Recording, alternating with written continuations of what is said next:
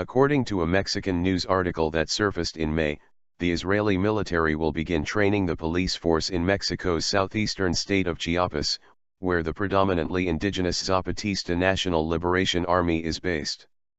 Yaron Yugman, Israel's defense ministry representative in Mexico, Honduras, and the Dominican Republic, is quoted as affirming that a country's security is fundamental to its growth and that human rights would be one of the focuses of military instruction. Of course, security and growth aren't luxuries usually intended for domestic indigenous groups. A May article in the Electronic Intifada recalls the aftermath of the 1994 Zapatista uprising, which coincided with the inauguration of the North American Free Trade Agreement.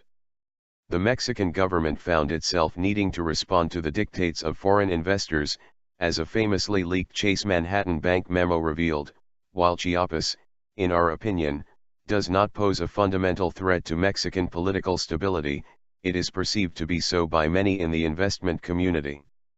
The government will need to eliminate the Zapatistas to demonstrate their effective control of the national territory and of security policy. As for the alleged focus on human rights, Israel's expertise in oppressing indigenous populations and squelching dignity happens to be more marketable. The Israeli embassy in Mexico has reportedly denied military machinations in the southeast, but not even Fox News Latino is convinced.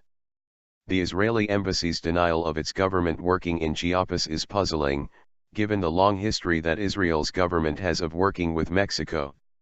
Since the early 1970s, the Mexican government has purchased airplanes, helicopters, missile boats, small arms and other weapons from either the Israeli army or Israeli military contractors. Contributions to genocide. Mexico's indigenous Mayans are not the only group to have found themselves on the receiving end of Israel's arsenal. In an email to me, acclaimed author and historian Greg Grandin outlined a previous episode of such charitable regional intervention. In Civil War-era Guatemala, Israel, acting on behalf of the Reagan administration, stepped in to supply military equipment, including helicopters and Galil rifles, and training that had been cut off during the previous Carter administration. Israel also supplied the Guatemalan regime with computers, software, and other equipment used for surveillance. This was at the height of the genocide, which ultimately left 200,000 dead, including many Mayans. Investigative reporter Jeremy Bigwood, who as a photojournalist covered Latin American civil wars in the 1980s and 1990s, confirmed that the Israelis were up to their ears in the genocide in Guatemala. He said the Israelis had supplied the military with Aravastol planes and armored personnel carriers, and established an ammunition factory in the city of Koban. Bigwood added, the Israelis used telephone analysis, similar to what the NSA is now doing, and were able to utterly destroy the Guatemalan urban guerrillas. They assisted in the countryside by mapping out each family farmhouse and identifying the politics of the inhabitants. A 2012 report entitled Israel's Worldwide Role in Repression by the International Jewish Anti-Zionist Network notes that Israel's extensive experience in displacing Palestinians enabled the state to assist in the planning and implementation of scorched earth policies in both Guatemala and El Salvador. According to the report, the Guatemalan operations were combined with development poles, concentrated villages of displaced populations that allowed for greater government control over the popular movement and the repression of any grassroots organizing. Jung back further, a 1986 article by the Middle East Research and Information Project quotes a former member of the Knesset Foreign Affairs Committee as defending Israeli involvement in Guatemala. Israel is a pariah state. When people ask us for something, we cannot afford to ask questions about ideology. The only type of regime that Israel would not aid would be one that is anti-American. From Palestinian laboratory to trail of terror. One advantage to being forced to comply when people ask us for something, obviously, is that sizable profits accompany weapons sales.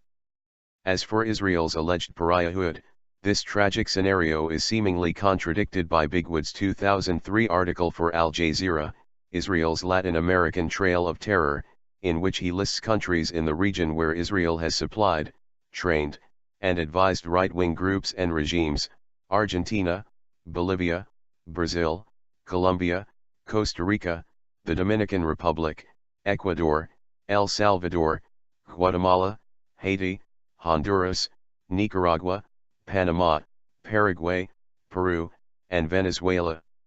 So much for lonesomeness. Ideology's negligible importance is confirmed in Bigwood's article by Israel's support for the Argentine military junta's dirty war of 1976 to 1983, which was characterized by mass forced disappearances and torture, despite, as Bigwood notes, the junta's anti-Semitic orientation.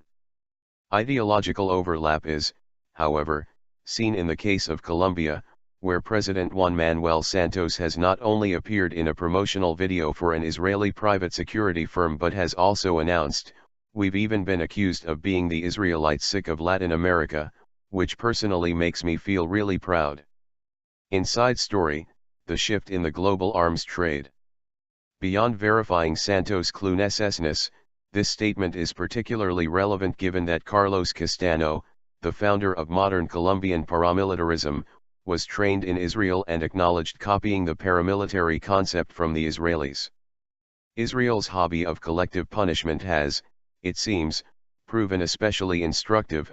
Although formally disbanded, Colombian paramilitaries continue to terrorize civilian populations, often reportedly in concert with the military, which is itself famous for slaughtering civilians and dressing the corpses up as anti-government guerrillas. A primary goal of this terrorization is to clear land of indigenous groups, campesinos, and other people whose existence impedes the proper exploitation of resources. In Chiapas, meanwhile, the indigenous movement has rudely imperiled the flourishing of neoliberalism. The Electronic Intifada article explains, the Zapatistas took back large tracts of land from the government on which they have since built subsistence cooperatives, autonomous schools, collectivized clinics and other democratic community structures. Enter the Israeli army.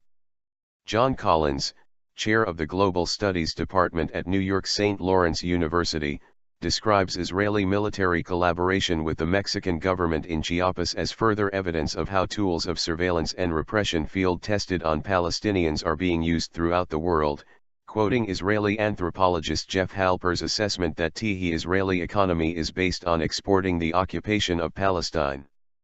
Although Israel may contend that a country's security is fundamental to its growth, the fact is that global insecurity is fundamental to Israel's growth.